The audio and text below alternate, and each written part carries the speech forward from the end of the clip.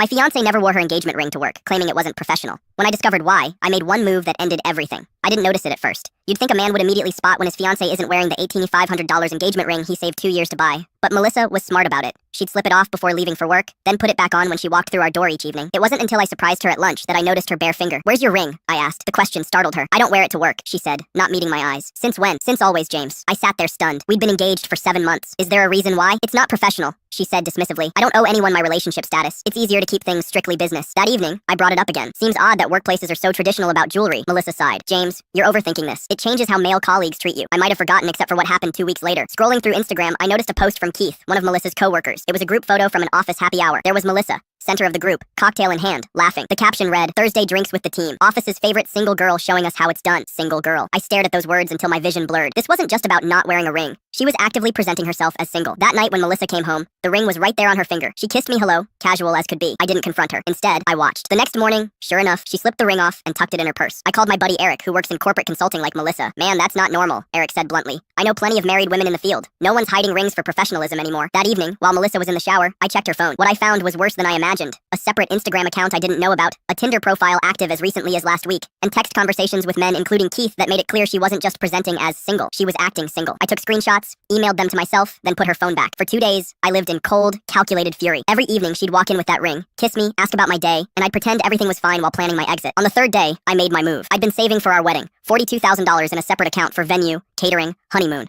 Melissa knew about this account, but didn't have access. What she didn't know was that last month I'd added her name as a surprise. At the bank, I closed the account completely, transferring every penny back into my personal account. Then I drove to my buddy's lake house to wait. At 2:17 p.m., the texts started. "James, what the hell did you do?" "The wedding venue called. They said our payment bounced. Answer your phone right now." I didn't respond, just watched the notifications pile up. By evening, "James, please talk to me. Whatever you think is going on, we can fix this." The next day, "You moved out without talking to me? This is insane. You can't throw away 3 years over nothing." Then, "Oh God, did someone tell you something? Is this about the work stuff? I can explain everything." That evening, I finally broke my silence. I sent her exactly 4 items. The screenshot of Keith's Instagram post calling her the office's favorite single girl, a screenshot of her Tinder profile, a screenshot of her text with Keith discussing how clueless I was, and a photo of my empty ring box. No commentary, just the evidence. Her response was immediate. Phone calls, texts, emails. She showed up at our apartment, but I'd already removed myself from the lease. When she couldn't find me, she contacted my friends and family. 3 days later, my credit card is maxed out and I can't buy groceries. Keith told me they're letting me go at work. Someone sent those screenshots to HR. For the record, I didn't send anything to HR. Keith panicked when he realized I had their texts and confessed everything to their boss. Melissa's parents figured it out when she called them hysterical. Her father called me directly, and when he heard my side, he just sighed and said, "She's always been her own worst enemy." "I'm sorry, son." Last night, I finally answered one of her calls. "What do you want, Melissa?" She was crying. "I need help, James. They're threatening eviction." "You had me," I said quietly. "A man who loved you enough to buy you a ring you didn't wear and save for a wedding you never intended to go through with. You threw it away. I made a terrible mistake," she sobbed. "We can fix this." "There's no we anymore, Melissa." I hung up and blocked her number.